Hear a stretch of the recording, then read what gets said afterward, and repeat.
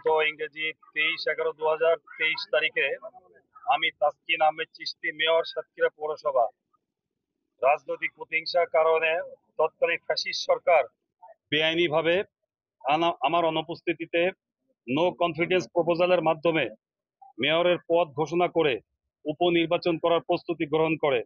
পরবর্তীতে আমি সংক্ষুব্ধ হয়ে তৎকালীন ফ্যাসিস্ট সরকারের মেয়রের শূন্য পদ ঘোষণাকে অবৈধ বেআইনি আদেশের বিরুদ্ধে মহামান্য হাইকোর্টে রিট পিটিশন দাখিল করলে গত ইংরেজি 11/12/2023 তারিখে উক্ত আদেশের ওপর স্থগিতাদেশ পূরণ করেন।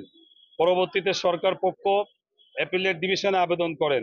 সর্বোচ্চ আদালত উভয় পক্ষের শুনানি শেষে সাতক্ষীরা পৌরসভার মেয়রের কার্যক্রমের ওপর স্থিতি অবস্থা অর্থাৎ স্ট্যাটাস কো প্রদান করেন। হাইকোর্ট বিভাগের রুল নিষ্পত্তি হওয়ার পূর্ব পর্যন্ত সময় নির্ধারণ করেন। 5 আগস্টের পরে সরকার সকল পৌরসভার মেয়রদের পদ একটি নির্বাহী আদেশের মাধ্যমে শূন্য ঘোষণা করে। সে সময়ে মহামান্য সুপ্রিম কোর্টের স্থিতি অবস্থা অর্থাৎ স্ট্যাটাস কো বহাল ছিল, অর্থাৎ আমার মেয়র পদের বিষয়টি সম্পূর্ণ আদালতের ওপর নির্ভরশীল ছিল, যেখানে স্থানীয় সরকার মন্ত্রণালয় নিজেই বিবাদী। এরপর দীর্ঘ শুনানি অন্তে গত 12/1/2025 তারিখে বিচারপতি মোহাম্মদ মোস্তফা জামান এবং বিচারপতি নাসরিন আক্তারের সমন্বয়ে গঠিত হাইকোর্ট ডিভিশনের যৌথ বেঞ্চ রুলটি নিষ্পত্তি করেন এবং নো কনফিডেন্সের সকল প্রক্রিয়া, বিগত সরকারের সকল কার্যক্রম এবং তাদের অবৈধ আদেশকে বাতিল ঘোষণা করে অবৈধ ঘোষণা করেন। ইতিমধ্যে সরকার সাতক্ষীরা পৌরসভাতে প্রশাসক নিয়োগ দিয়েছেন।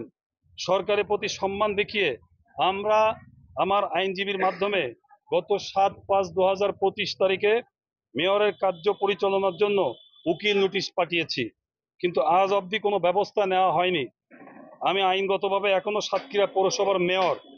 বিষয়টি যেহেতু সাবজুডিস ম্যাটার ছিল, এজন্য সরকারের প্রশাসনিক আদেশটি সাতক্ষীরা মেয়রের জন্য কার্যকর নয়। আইনের প্রতি আমি সর্বোচ্চ শ্রদ্ধাশীল। আইনজীবীর মাধ্যমে আমি যে নোটিশটি পাঠিয়েছি সেই নোটিশটি যথাযথভাবে ব্যবস্থা করার জন্য এবং বাংলাদেশের সর্বোচ্চ আদালতের প্রতি সরকার আইন মেনে চলবে এবং সুবিচার প্রতিষ্ঠিত হবে, নাগরিক সেবা নিশ্চিত করার জন্য সাতক্ষীরা পৌরসভার মেয়রের প্রতি বিগত দিনে যেমন ফ্যাসিস্ট সরকার অন্যায় করেছে, বর্তমান সরকার অন্যায় করবে না। জোর করে মেয়রের এই পদটি প্রশাসক দ্বারা নিয়ন্ত্রিত হবে না, সর্বোচ্চ আদালতের আদেশটি তারা সম্মান দেখাবে। এটি এই শহরে নগরবাসী প্রত্যাশা করে, আমি ব্যক্তিগতভাবে প্রত্যাশা করি। আমার দলের ভারপ্রাপ্ত চেয়ারম্যান পূর্ণভাবে আমাদেরকে নির্দেশ দিয়েছেন এই সরকারকে সাপোর্ট দেওয়ার জন্য, তাদের কর্মকাণ্ডকে সাপোর্ট দেওয়ার জন্য। সেজন্য বিগত 8 মাস আমরা পৌরসভাতে আসিনি।